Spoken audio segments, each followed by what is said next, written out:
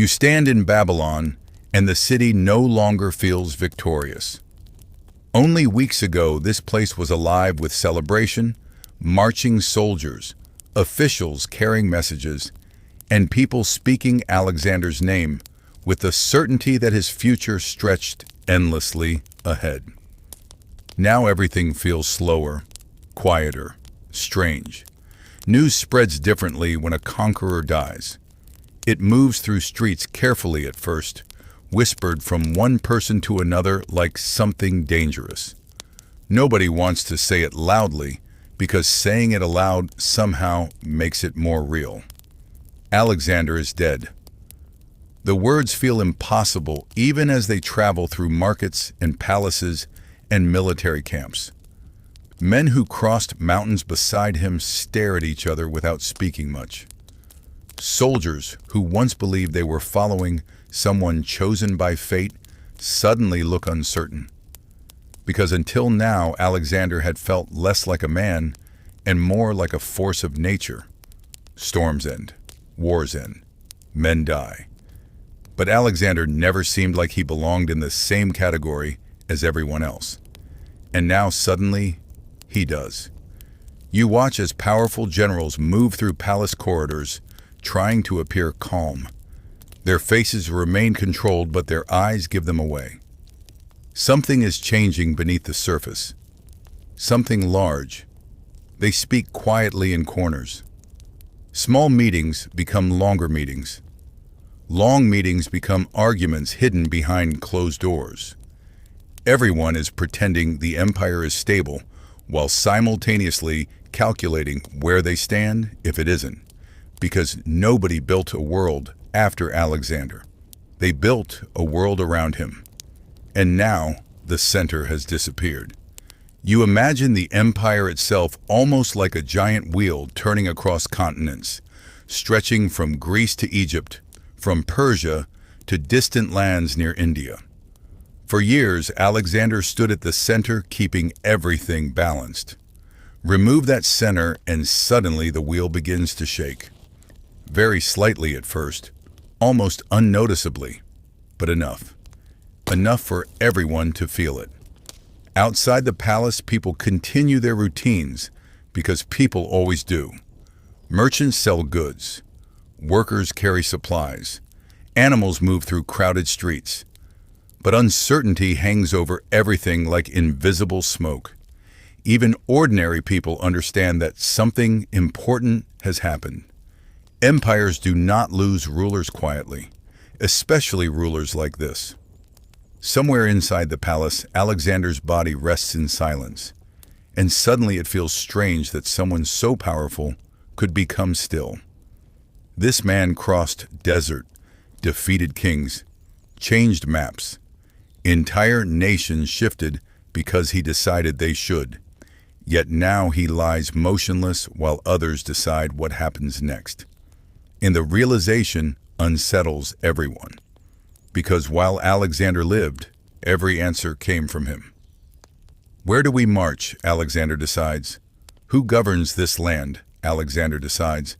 What happens next? Alexander decides. But now there is only silence, and silence creates opportunities. The generals know it. They are experienced men, warriors, leaders, survivors, men who followed Alexander for years and learned from him perhaps too well. They understand power because they watched it closely every day. They know armies follow confidence. They know loyalty often follows success. And they know something else too. Whoever controls the future controls history itself.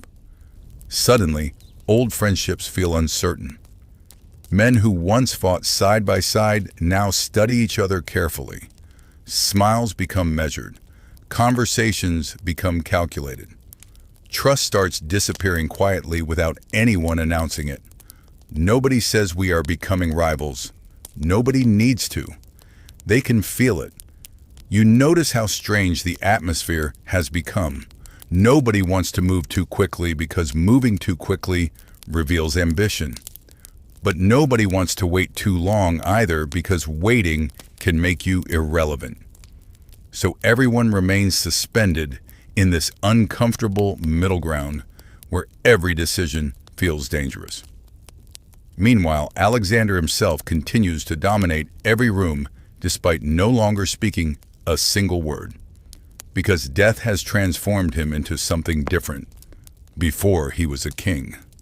Now he is a symbol. And symbols are powerful in ways ordinary people are not. His body becomes more important than anyone expected, not because of emotion alone, but because of what it represents. Whoever controls Alexander controls part of his legacy. Whoever controls his legacy controls influence. And influence becomes armies. Armies become kingdoms. Kingdoms become empires. Suddenly, everyone understands that this isn't simply about honoring a dead man anymore. This is politics wearing funeral clothing. Somewhere nearby, servants prepare oils and cloths and containers while generals continue discussing impossible questions. What happens to the empire? Who succeeds him? Where will he be buried? Nobody agrees because agreement would mean giving something away. Outside, the Babylonian sky slowly darkens as evening approaches and lamps begin appearing across the city. Their light flickers across stone walls and moving shadows stretch through corridors. The empire waits. Soldiers wait. The world itself almost feels like it's holding its breath. And standing in the middle of all this uncertainty, one truth becomes impossible to ignore. Alexander spent years conquering the world. But now that he is gone, the world he built is preparing to conquer itself. Ancient Babylon had already begun to feel different long before anyone admitted it aloud. The city still looked the same from a distance. Massive walls still stretched across the horizon. Market voices still collided in the streets. Soldiers still moved between gates carrying messages and supplies, and merchants still argued over prices with the confidence of people who believed volume itself created truth. But beneath all of it, something had shifted. You could feel it in the pauses between conversations, in the way officials suddenly became careful with their words, and in the strange habit powerful men developed of looking over their shoulders before speaking. Because somewhere inside the city rested the body of the most powerful conqueror on earth. And the longer Alexander remained unburied, the stranger everything around him became. At first, the delay had sounded reasonable. Decisions needed to be made. Routes needed to be planned. Ceremonies needed preparation. Nobody questioned it immediately. But days slowly turned into weeks, and weeks stretched further than anyone expected. And as time moved forward, people started noticing something unusual. The men who had once stood beside Alexander in battle no longer stood together in the same way. They still spoke politely in public. They still smiled during official meetings. They still referred to one another as allies and friends. But the smiles had become thinner now, smaller somehow. Conversations ended suddenly when another general entered a room. Meetings happened behind closed doors more often. Guards stood outside doors they previously ignored. Tiny details, small changes, the kind that look harmless until enough of them gather together and suddenly form a pattern. Because Alexander had conquered the known world, but he had also accidentally created a problem almost too large for anyone to solve. Every one of his generals believed they had earned something. Every one of them believed they had sacrificed enough, fought enough, followed enough orders to deserve power after his death. And the uncomfortable reality was that none of them were entirely wrong. Ptolemy had fought beside him. Perdiccas had fought beside him. Seleucus had fought beside him. Cassander had fought beside him. Everyone around the table had survived years of impossible campaigns and impossible battles. Everyone believed history owed them something. The problem with powerful men is that they rarely imagine themselves receiving less than they deserve. And now all of them sat inside one city, pretending not to calculate exactly how much power the others might eventually take. You can imagine the atmosphere because you've probably experienced smaller versions of it. Maybe during group projects where nobody wants leadership, but everyone quietly wants control. Maybe during family arguments where everyone says they only want fairness while secretly keeping score. Now imagine that situation, but replace uncomfortable silence with armies. Replace irritation with ambition. Replace bruised feelings with kingdoms. Suddenly, the room becomes much more dangerous. Alexander's body, meanwhile, remained perfectly still in the middle of all of this chaos, preserved carefully and watched constantly. Because the strange thing was that while Alexander himself could no longer speak, everyone around him still acted as though he somehow might. They treated his body almost like an invisible authority sitting in every conversation. Men argued while glancing toward him. Decisions happened while his presence hovered silently in the background. Because possession of Alexander meant more than ownership. It meant legitimacy. And legitimacy was becoming the most valuable thing in existence. Armies obey orders because they believe those orders come from rightful authority. Cities open gates because they believe the person arriving has the right to rule.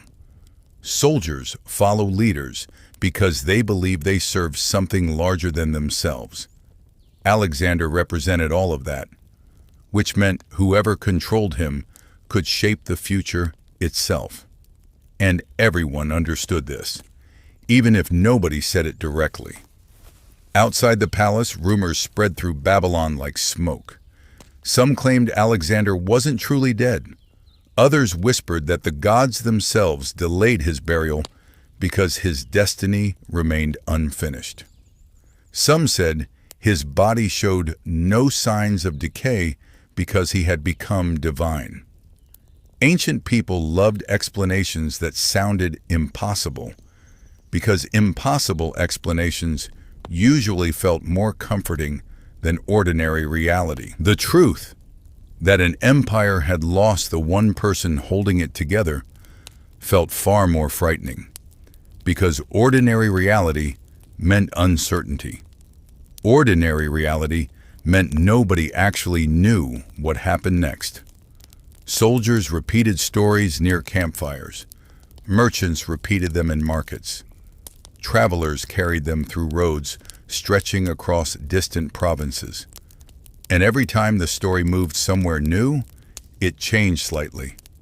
Alexander became larger than life all over again, except now death itself seemed unable to stop him.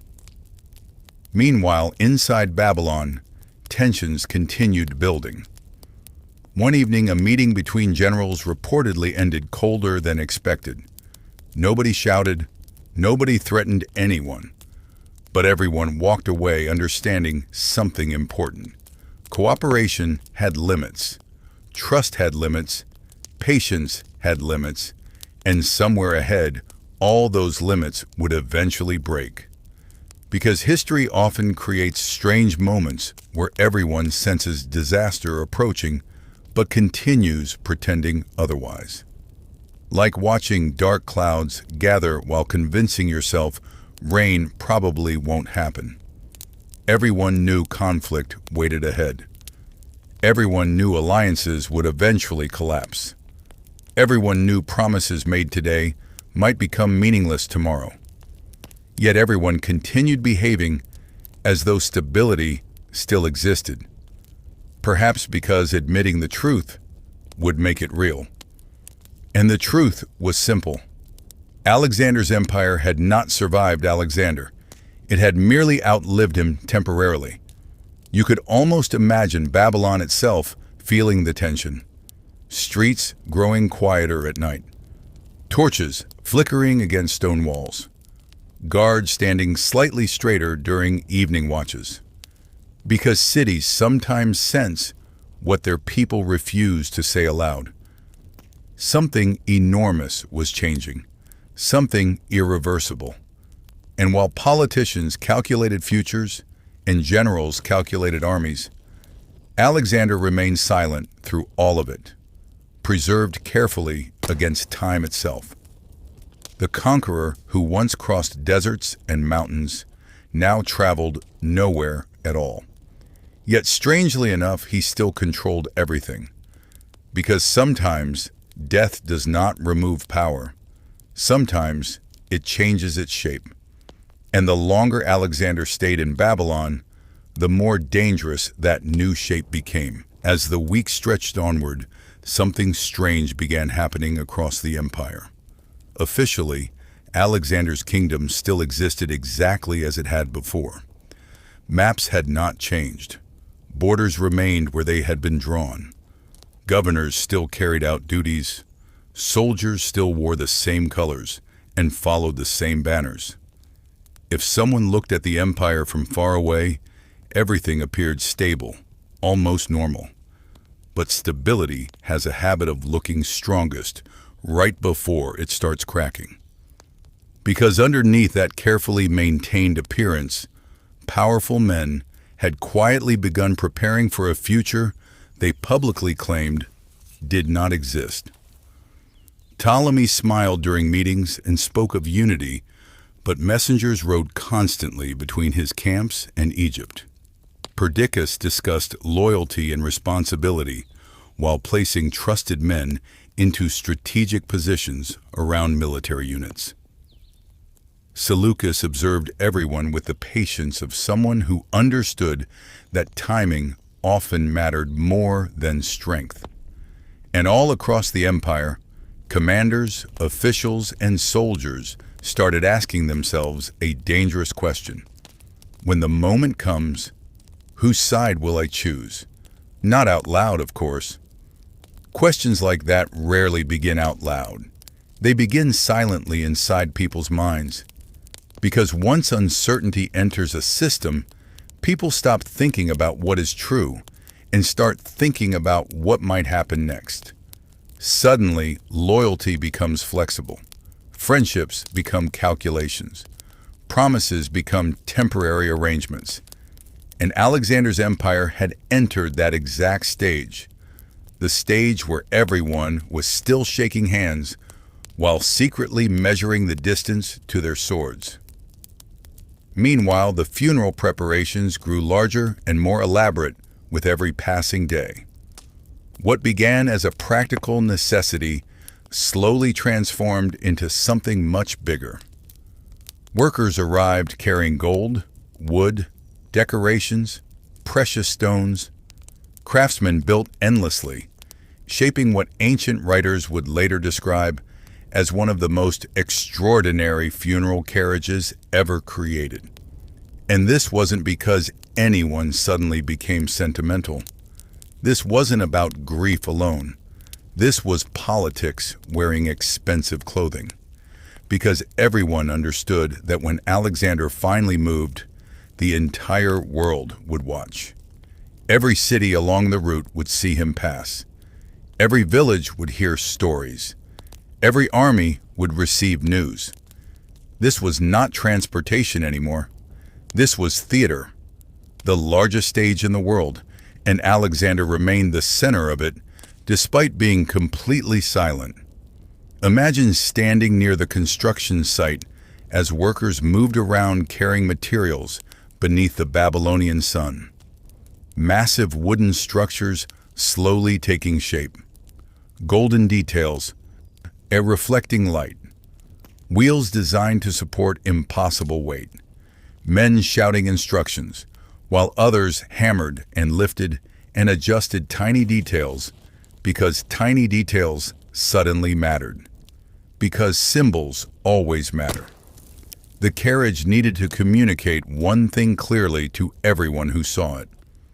Alexander remained extraordinary, even in death, especially in death, because if people stopped believing that, then something far more dangerous happened. They started asking, who came next? And nobody wanted those questions asked too soon. But outside Babylon, distance created its own problems. The empire Alexander built had stretched across enormous territories, and news traveled slowly, very slowly, which meant some provinces still had not fully understood what had happened. Somewhere far east, soldiers continued performing duties under orders issued weeks earlier. Governors managed territories assuming authority remained unchanged.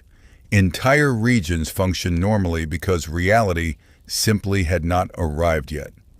But reality always arrives eventually. Messengers carried news across mountains and rivers. Travelers spread rumors in markets and camps. Stories moved ahead of facts because stories always move faster. And every place reacted differently. Some cities became nervous, others became hopeful. Some saw opportunity, some saw danger. Because Alexander's empire had been held together by a man, not by institutions. And when one man disappears, people immediately begin wondering whether everything else disappears with him. Inside Babylon, the generals continued pretending cooperation remained possible. Meetings happened regularly, agreements formed and dissolved quietly. Discussions stretched late into evenings beneath torchlight. Yet something subtle had changed now. Earlier conversations carried uncertainty. Now they carried calculation. Everyone had started seeing the future more clearly. Not clearly enough to predict it, but clearly enough to understand one thing. Eventually, someone would try taking control. Because empires dislike emptiness. Power dislikes emptiness even more.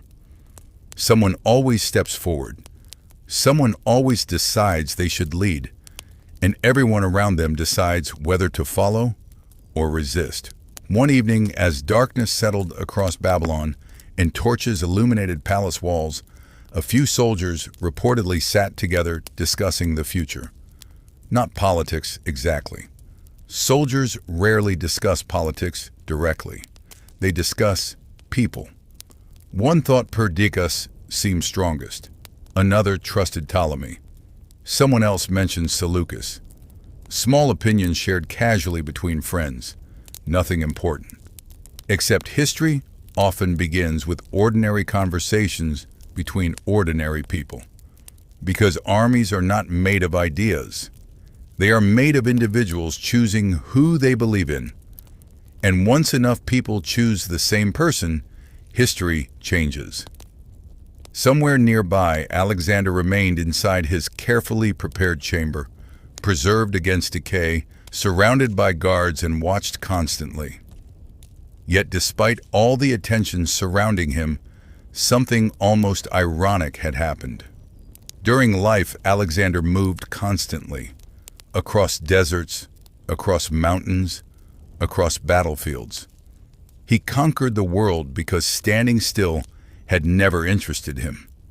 But now, after crossing half the planet, after surviving battles and storms and impossible journeys, after becoming the most powerful man alive, he had finally stopped moving entirely. And around him, everyone else had started moving instead. Moving toward power. Moving toward ambition. Moving toward futures they secretly imagined for themselves. Because Alexander's death had not ended the story. It had simply created many new stories at once. And somewhere beyond Babylon's walls, beyond the desert roads and distant provinces, beyond the careful smiles and careful lies, the first shadows of war had already begun appearing on the horizon, even if nobody wanted to say it yet. Months eventually passed, and what had once felt like a temporary pause slowly revealed itself as something permanent. Babylon still stood proud beneath the sun, its walls still towering, its market still crowded, its streets still alive with movement and voices. But the illusion holding everything together had begun disappearing piece by piece. At first, the cracks had been small enough to ignore. A delayed decision here, a tense conversation there, a few suspicious glances during meetings. Nothing dramatic on its own, but history rarely breaks in one loud moment. Most of the time it fractures quietly, slowly, almost politely, until suddenly everyone looks around and realizes the thing holding them together vanished long ago. Because Alexander had unknowingly built an empire around a single idea: himself. His presence had been the center of gravity, keeping everything in place. Men followed him because he was Alexander. Armies marched because he was Alexander. Cities surrendered because he was Alexander.